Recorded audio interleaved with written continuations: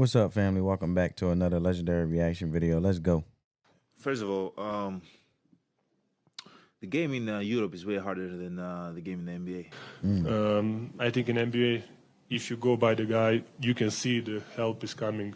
In Europe, is like if you go by the help is already there. First of all, the court is more open. It's going fast, but it's less physical. European basketball is more team basketball, more tactics basketball. So you think it's harder to score 30 points in a EuroLeague game than it is in an NBA game? Yeah, 100%. When it comes to the past decade of the NBA, I did hear Luka Doncic did say that you got more time in the paint. The 3-second rule versus European basketball, you have less time in the paint. So that gives the score advantage. Correct me if I'm wrong, because I'm always open to the possibility of being wrong. one of the biggest trends, if not the biggest trend, is the rise in European and international talent. And simultaneously, as European talent has increased, offensive ratings, points per game have shot through the roof, and defense league-wide has fallen off a cliff. And this right here is a classic example of correlation not equaling causation.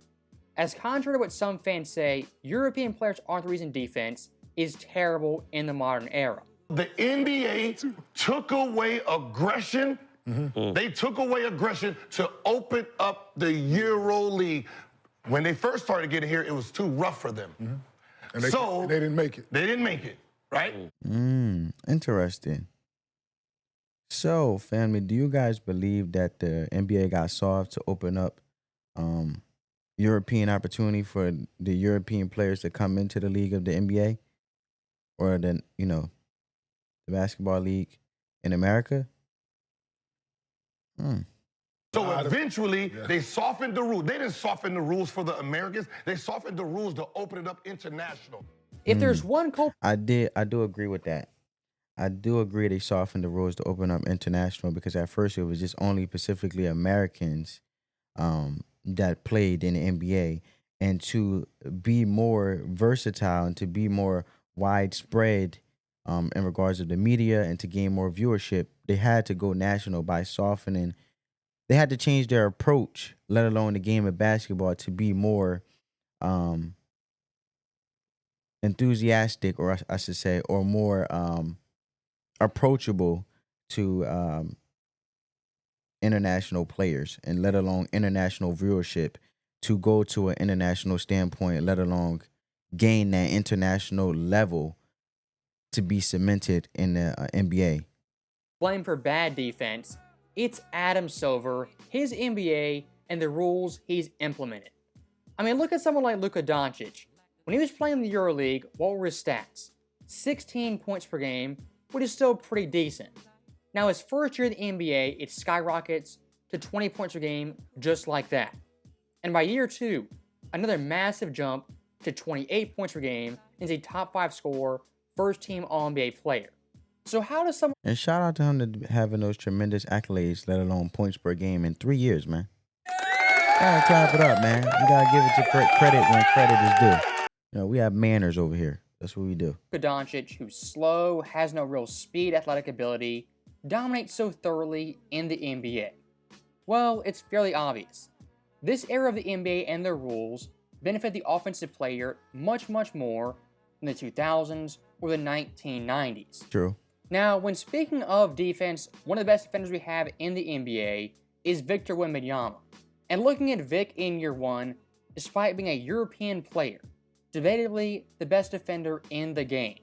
As not only is he 7'4", can block shots at the rim, but pick and roll switches, can really guard 2 through 5. I feel like also, and comment down below, families, do you feel like the European players help impact, let alone bring a lot of value to the NBA? Yes or no? I believe so, because I believe, like, for example, like he just mentioned, Victor Wembanyama. He he became a defensive player of the year, but I feel also he brought back the roots of basketball where defense wins games, not offense. Because as he mentioned in the video in the 2000s, offense wasn't the crucial role, or wasn't important as it is emphasized in today as the modern NBA. But I feel as though now with the 3-point and the centers and bigs have to incorporate the 3-point, obviously offense became more of the vocal point in the game of basketball due to the flashy passes and the flashy 3 points and shooting 30 feet out and so forth. But I feel like the European players did bring value due to bringing back the roots of basketball, let alone the skill sets and the fundamentals that is very important that should be emphasized, like defense, for example, with Victor Wembanyama on the Spurs, who was able to breed a defensive player of the year. And then if you look at it, the reason why I say the European players brought more value to the NBA, bringing us back to his roots and skill sets and the fundamentals, which are important, because look what Luka Doncic just said. He just said European basketball is more of a team player, not so in the NBA. You know what I'm saying? But that's just my opinion and perspective. Comment down below you guys' opinion, let alone perspective of that. And if he has to guard someone's, can do it pretty effectively. And as dominant as Victor was in year one in the NBA, his defensive game, while still fantastic, is exponentially better in international play. And one of the reasons for that is the no 3-second rule. I said that. I literally said that because I recall when Luka said that. I recalled. I think he was, if I don't remember, from what I remember when he said that was because he was talking, was when he was talking to Charles Barkley, if I'm not mistaken. Skip. Oh, now I don't want to skip. Okay. No, I'm just saying because. And one of the reasons for that is the no 3-second rule. I'm just saying because of the rules. Yeah. Because the guy can stay. If you have a guy like, let's say, Rudy Gobert, he can stay in the paint on defense 3 seconds, however he wants. Like, just because of that rule, you can have 10 more points easily. I think in NBA, if you go by the guy, you can see the help is coming. In Europe, is like if you go by the help is already there, so you need to kind of think, play ahead, you know. So it's interesting. And that right there is the crux of the video, the 3-second rule. As looking across NBA history, the rules, the changes, the evolution of the game, adding the 3-second rule changed the entire dynamic of the defense and the game in general. And now in the current NBA, we have 5 guys who can shoot, space the floor. The defense is so disadvantaged, it's not even funny. I mean, someone like Luka basically is playing one-on-one every possession. Mm-hmm. And according to him, you can see when Luka plays, it basically look like he's in the ISO every time. 1v1. He watches that backline defender in the paint. As soon as they step out, he attacks, gets an easy layup, an and one, or draws a foul. And looking at this year's Olympics, France already, with the pairing of Gobert and Victor, defensively, just downright dominant. As look at some of these clips in the paint. I don't know. I wouldn't consider Gobert to be dominant based on that gameplay with the Timberwolves versus the Timberwolves versus him playing against Luka. Man, that defense was trash, bro. Like, defense was trash, bro. Like, I don't know what happened. At the rim, deterring everything. And if a team like USA has some post presence, a Joel Embiid, Anthony Davis, yes, you have Victor guarding one of those guys on the block, but in the middle of the paint on the other side is Rudy Gobert. And unlike the NBA, those guys can camp there and play great help side defense. And historically speaking, looking at the NBA, the only duo comparable to Gobert and Wembanyama is Ralph Sampson and Hakeem. Yeah, I think they played in the 88, 86 Houston Rockets. Correct me if I'm wrong, but shout out to that is true. I was just playing with them on 2K today. Much like international basketball, European basketball, back in the 80s, there was no 3-second rule. So having Ralph Sampson and Hakeem Olajuwon, I didn't know that. I didn't know there was no 3-second rule back then. Playing post defense, not only have to beat Ralph, but also Hakeem at the rim. Now, looking back at the current day NBA product, of course there's still great defenders, rim protectors, and there's great athletes on the defensive end.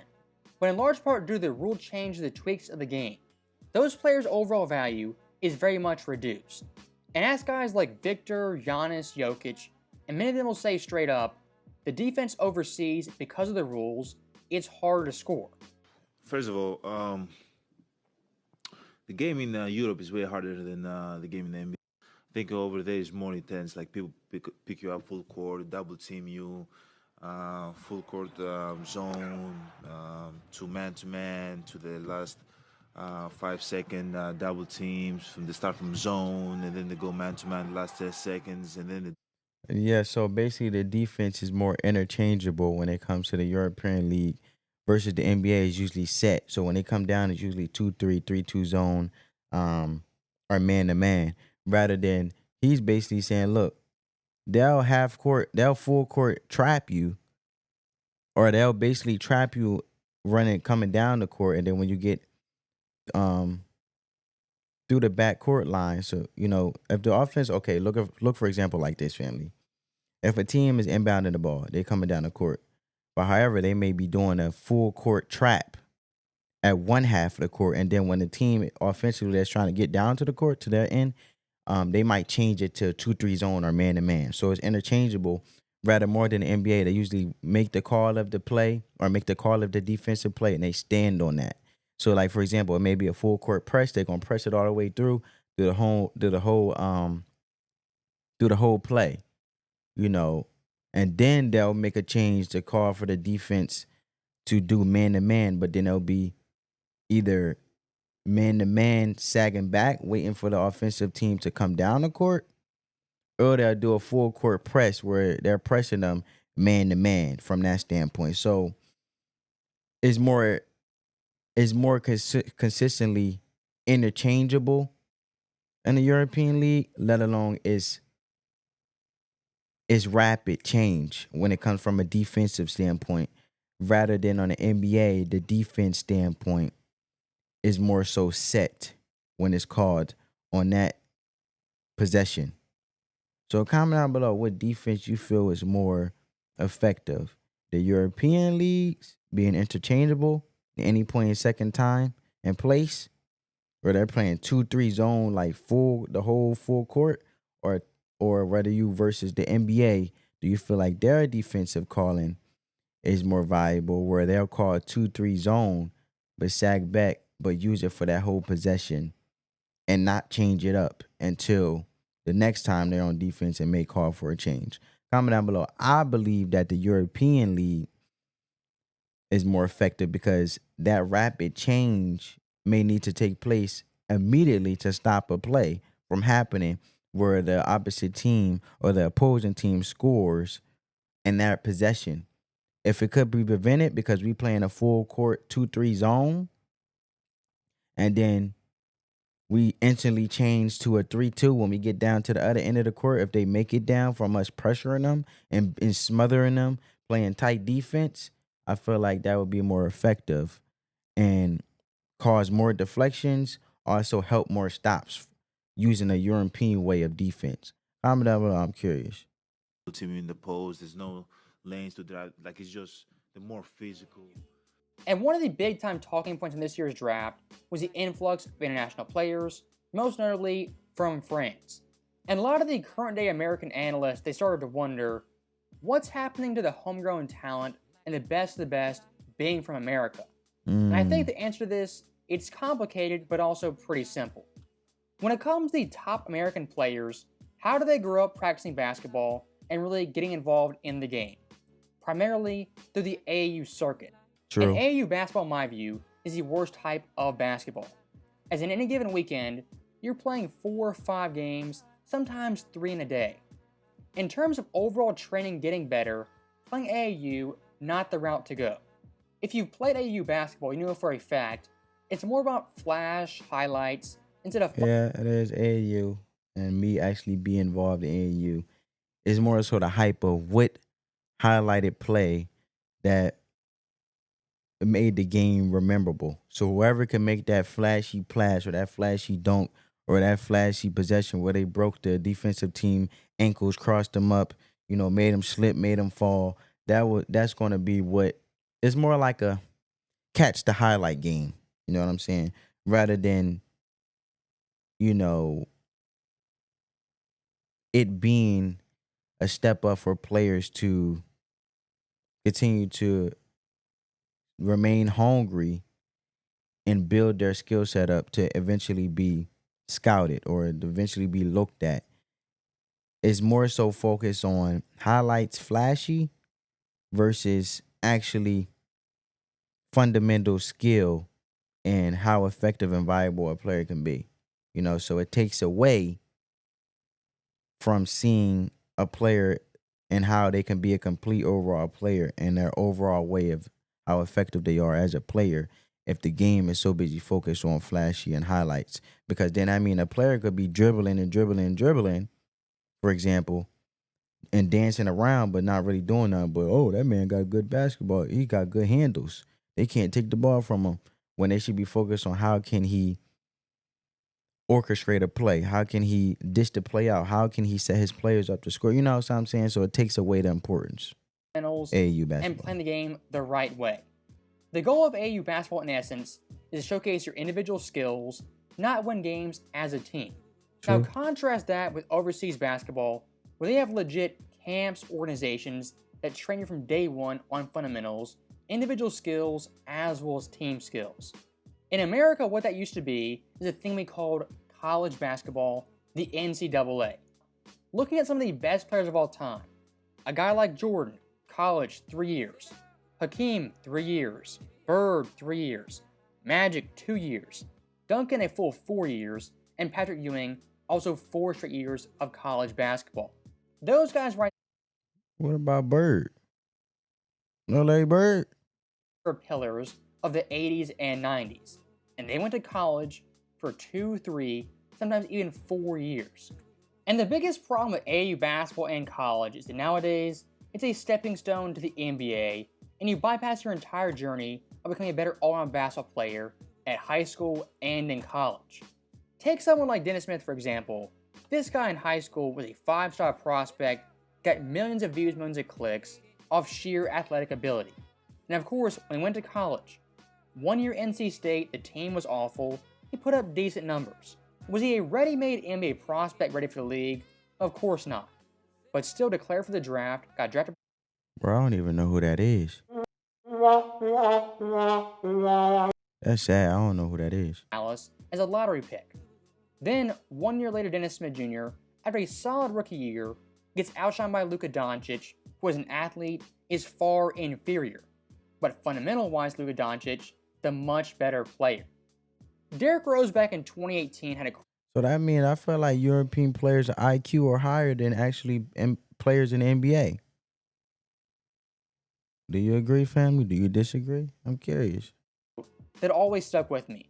He said back in his Minnesota days, he was a better basketball player than he was in 2011 with the Bulls. And you might say, how's that the case? D Rose in 2011 was the MVP, 25 points per game, had a ridiculous bounce. And while all that is true, Derrick Rose is a basketball player, a well-rounded player. Much better in Minnesota than in Chicago. As of course, after losing his bounce, his speed, his burst, had to hone his fundamentals, his skills, and specifically his shooting.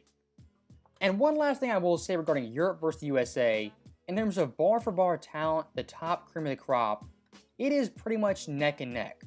As looking at the best NBA players, most likely it's 1 Jokic, 2 Giannis, 3 Luka.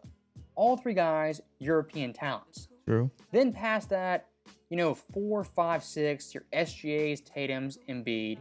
Then the next level, Steph Curry, AD, Kevin Durant, and LeBron James. So looking at the top tier cream of the crop, the best players in the NBA, the majority of them are international players and European talents. Now the one thing USA still does have is a vast talent pool below that, as the majority of the best NBA players are American. But the funny thing is, the best players, the MVPs, for the past 6 years have all been foreign-born talents. So, as always, thank you guys for watching. Hope you enjoyed it. I'll see you next time. Yeah, family. I just feel like the fundamentals and mastering the fundamentals, let alone skills, enhances IQ, and I feel like that's what's making the international players shine more. And sometimes being simplistic is a way where you just thrive, in life. You know what I'm saying? But with no further ado, family, I hope you guys enjoyed the video. Let the love supersede the hate. And until next time, family, peace.